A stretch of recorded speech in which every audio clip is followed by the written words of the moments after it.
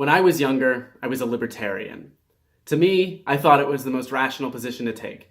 It seemed to advocate that people take personal responsibility for their own lives. It didn't come into conflict with me being gay and was close to the right-wing ideology my family brought me up on. And it advocated for what I was taught my whole life was the pinnacle of liberty: free market capitalism. This faith in the free market drove me all the way to anarcho-capitalism, a ridiculous ideology that says if we just do capitalism hard enough, everything will work out. A lot of what ended up pushing me away from libertarianism was my first job as a lifeguard. The company had a stiff and high-pressure vibe, which was weird for a company that mostly hired teenagers. You had to pay $300 for the training, and then they only paid $725 for us to be out in the hot sun all day. I started to read about the early labor movement. I started to read about unions and workplace democracy. I really liked these ideas, and they were all coming to me at a time when I couldn't really defend the way capitalism was exploiting people. I started to realize that my own comfy upbringing was what had led me to libertarianism, not rational contemplation. I never really had a liberal phase of my life. I made the jump from free market capitalist to socialist slowly over the course of my second year in college. There was this moment of clarity where it felt like my mind was opened up. I finally understood what socialists had been saying this entire time. A factory owner isn't doing the work in the factory. The laborers are. Most of the value that the working class creates goes straight up to the top into the pockets of a capitalist. I suddenly saw the difference between a member of the working class and a member of the capitalist class. It's not a difference in scale, it's the difference between actually working for something and exploiting people. In one instant, the distinction between private and personal property made sense to me, and I was given a lot of comfort that, like when I was a libertarian, I had a guiding principle to base all my beliefs around. It helped me finally move away from feeling the need to defend an obviously exploitative system. 3 years on from this revelation, this is what I have learned about capitalism and the right.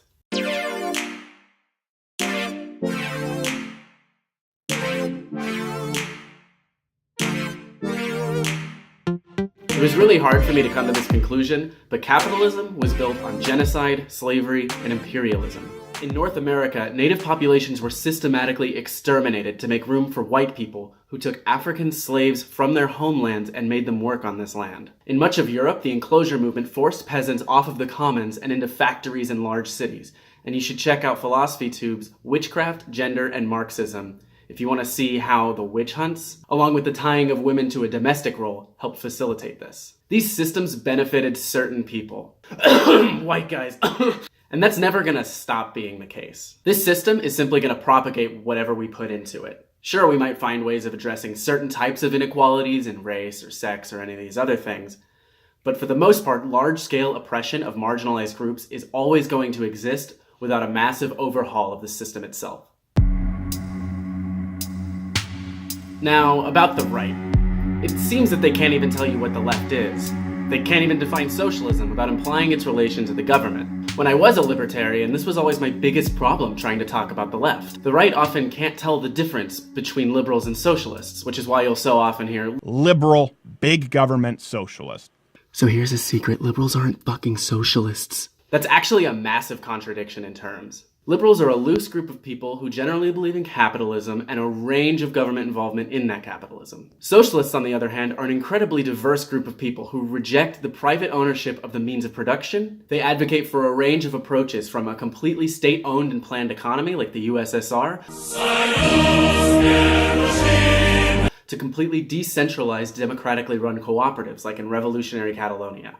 Which, for perspective, I like the Spanish anarchists better. If you're new to socialism, you should actually read about 1930s Catalonia and anarchism in general. You know, I love when libertarians make left-right axes and then they put anarchism all the way on the right. It really shows you how limited their understanding of leftist thought is. Outside of not being able to distinguish between their enemies at all, the right is basically incapable of making a systemic critique. They have this hard-headed individualistic narrative, which makes it really difficult to see problems in society as anything other than individual failings. People should just make the best of their surroundings, play their cards right. Even if they can see the existence of systemic problems, they very rarely ever want to address them. You seemingly can't get anywhere talking about over-policing of black people in America without the right coming in and basically saying, a black person is more likely to commit a crime than a white person and therefore more likely to go to jail for what they've done. No matter what evidence you show them, the only thing they'll ever be concerned with are crime statistics and not the wealth of reasons that it happens in the first place. For example, district redlining denied many black families mortgages, and this has propagated into long-term poverty in many black communities. And when they're confronted with the obvious contradiction between hardcore individualism and systemic issues, a lot of people on the right take up fascism.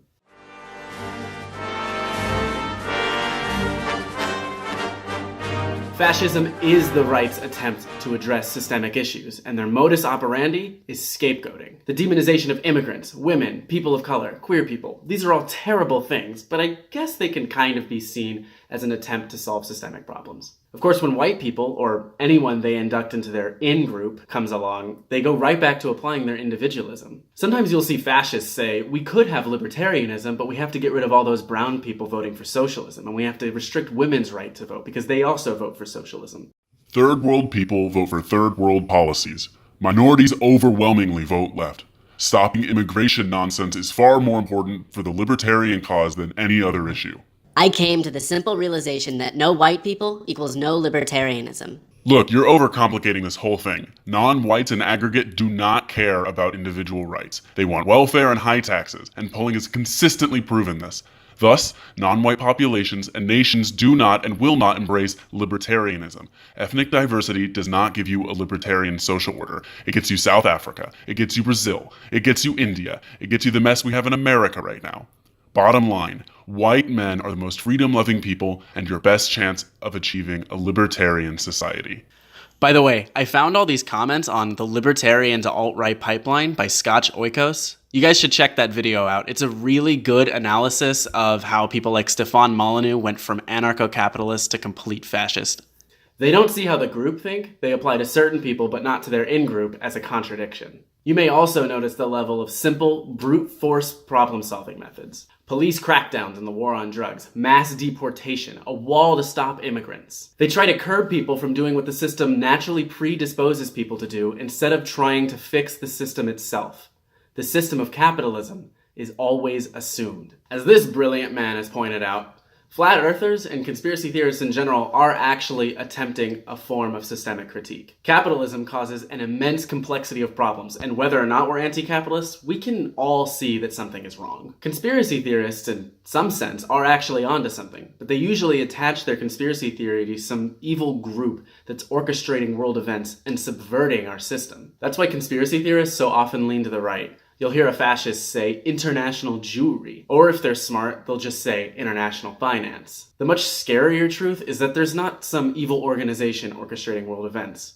We're in free fall. There is no one looking out for us. Capitalism really is the reason we have all of the problems that we do. It's not due to some subversion of the system, but a system which incentivizes the subversion of human lives for profit. Wars in the Middle East are fueled by a desire to secure natural resources due to the nature of a society where there can only be a few winners. This then propagates into mass instability in the region, a migrant crisis, and then a bunch of recycled racist arguments about immigrants coming here to commit crimes and live off the government. This happens every single time there's a refugee crisis. And not only does the right not see how they just perpetuate the same old, tired arguments again and again, all they're ever able to address are symptoms, not overarching causes. On top of this, that groupthink we talked about earlier, they use that to look at cases of migrant crime and slander the group as a whole. But when white nationalist terrorism shows up, that's just a lone gunman. This is not the makeup of a rational society. That's why I don't think it's a good idea to simply paint the right as evil. I'm not saying that you have to be nice to them. What they believe is horrible and will lead to a lot of terrible things, and they don't really deserve a lot of sympathy. But I do think it's important to understand why people believe what they do. Human beings are not one-dimensional. No rational person would ever focus so hard on migrant crime, a relatively small problem, use that to slander the group as a whole, and then not apply the same groupthink to white nationalist terrorism, a much bigger problem. This is the result of extraordinary levels of propaganda. Start with an outrageous level of pride in your own culture, subtly tie whiteness to that culture throughout people's lives, and you have the perfect recipe for this way of thinking. This is why I'm so glad that the left focuses on dismantling far-right propaganda. Far-right propaganda is really good at snatching up people who feel wronged by the system but don't have an oppressed group identity to cling on to. More white people really do need to hear fascist propaganda exposed for what it is, and I think that, along with a deeper development of class consciousness, could really bring a lot of people into our team while curbing people from the far right.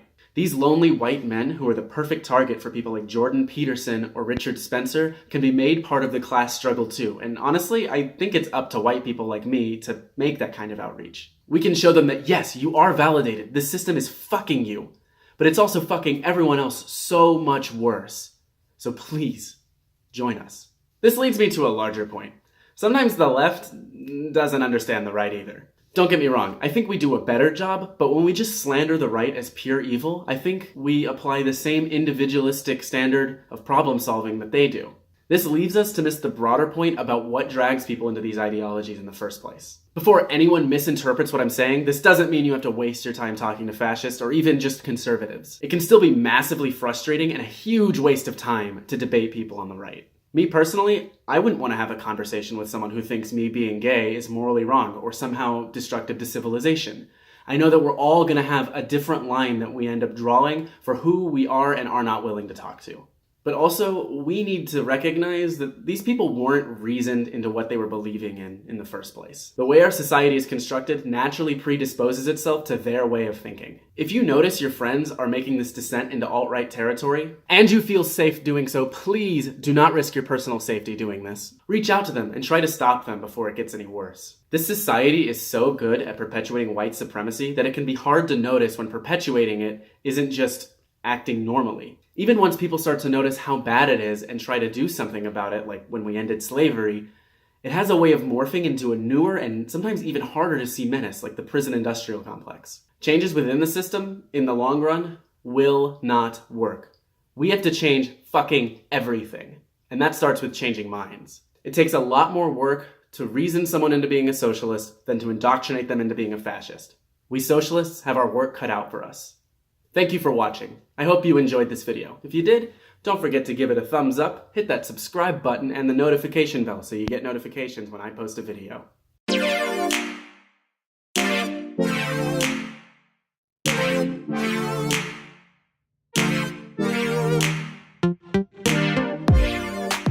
Also, I just noticed, but my abolish ICE sign was visible the entire time.